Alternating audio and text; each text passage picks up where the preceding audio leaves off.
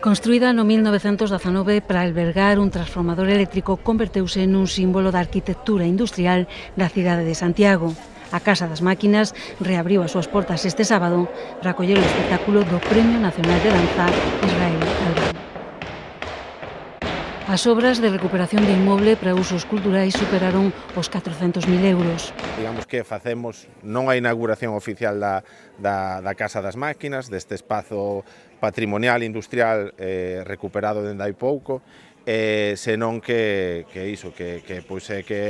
facémolo neste contexto da Noite do Patrimonio para darlle unha visibilidade e unha trascendencia máis alá do noso país. Foi un escenario destacado dunha velada repleta de propostas culturais gratuitas en Compostela, no marco da noite que celebran as 15 cidades patrimonio da humanidade. Para que eu creo que é moi claro, poñer en valor o noso patrimonio, a nosa riqueza patrimonial, co obxectivo de concienciarnos de que o debemos conservar, pero que ademais debemos ser garantes dese patrimonio utilizando, vivindo no día a día. Deste espazo, ubicado no barrio de Galeras, arrancaba un roteiro por lugares emblemáticos e menos coñecidos da cidade. Pasaremos por detrás de Raxoi para falar da tristemente coñecida Falcona.